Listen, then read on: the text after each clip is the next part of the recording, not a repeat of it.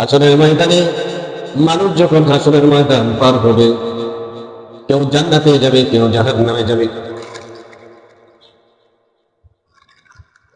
যে সমস্ত বান্দা বান্দীরা জান্নাতে যাবেন, জান্নাতি আর জাহান্নামী, তাদেরকে আল্লাহ পাক রব্বুল আলামিন কত সুযোগ দিবেন। জেলখানায় থাইকেও আত্মীয় স্বজনের সাথে কথা বলা যায় না?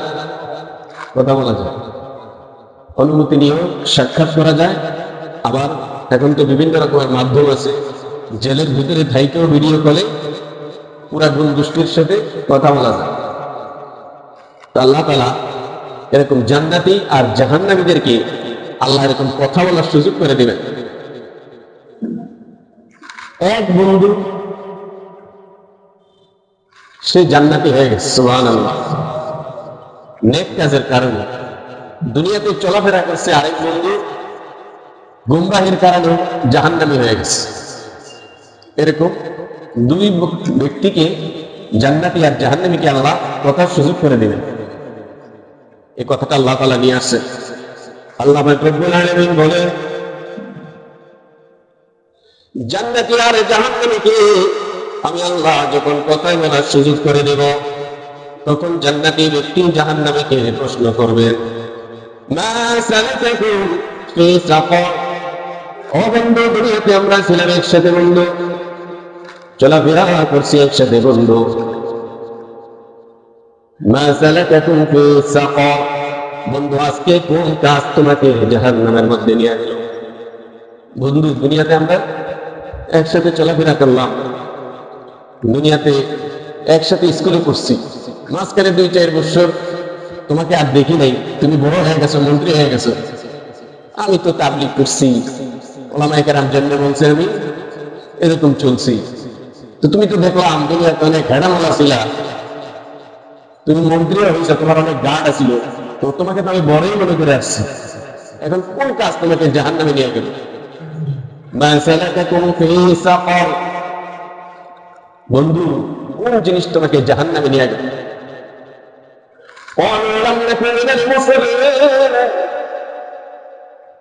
বন্ধু বলবে, বন্ধু জমিনের মধ্যে আমরা যদি একসাথে ছিলাম, লাম নাকুন মিনাল মুসাল্লিন, তুমি নামাজ পড়ছো রে বন্ধু, আমি কিন্তু নামাজ আদায় করি নাই। তুমি নামাজ পড়ছো ঠিকই, আমি কিন্তু নামাজ পড়ি নাই, নামাজের গুরুত্ব নেই। ওয়ালাম নাকুন নুতঈমুল মিসকিন, গরিব আর মিসকিনদের সম্পদগুলো আমরা ভোগ করছি, তাদের হক আদায় করি নাই। বন্ধু, বড় বড় বাজেট তো আমরাই করছি, দেশের সব সম্পদ কিন্তু আমাদের হাতেই ছিল।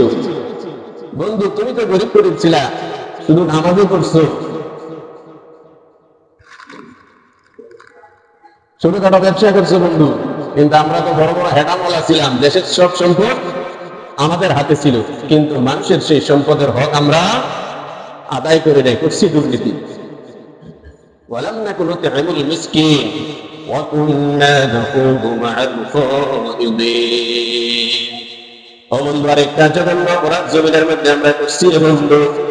যারা ইসলামের পক্ষে কথা বলছে, যারা উলামায়ে কেরামের পক্ষে কথা বলছে, যারা কোরআনের পক্ষে কথা বলছে, বন্ধু আমরা কাফের বেঈমানদেরকে তাদের বিরুদ্ধে লেলায়া দিছি।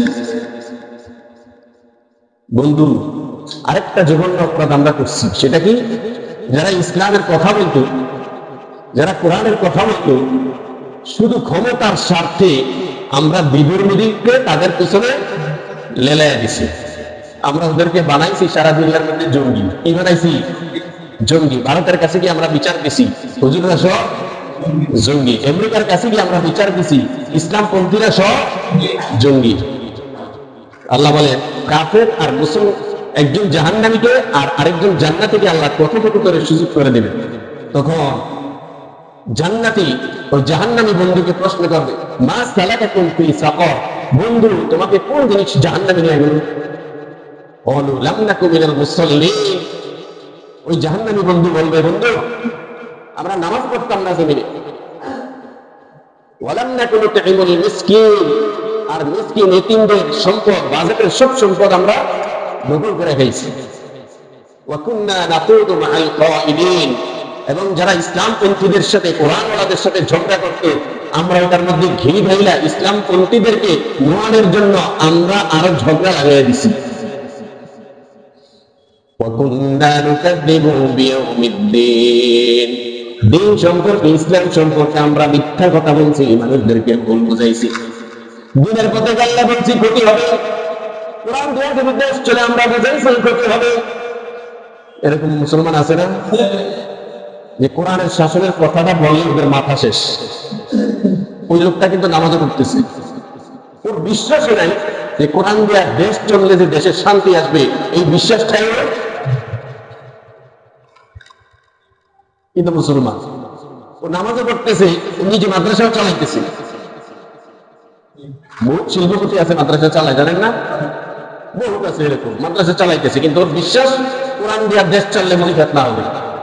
এই কথাটা মনে প্রাণে যে বিশ্বাস করবে কোরআনের মাধ্যমে দেশ চললে বিশৃঙ্খলা ফেতনা হবে, ওটার ইমান নাই। এই বিশ্বাস সমস্ত মুসলমানদের থাকতে হবে। কোরআন আল্লাহর বাণী, এই কোরআন দিয়া দেশ চললে কোরআন 100% শান্তিতে থাকবে ইনশাআল্লাহ। এই বিশ্বাস সকল ইমানদারের রাখতে হবে। চালাইতে পারো আর না পারো, ক্ষমতা যেতে পারো আর না পারো, এই বিশ্বাস লাভ করতে হবে।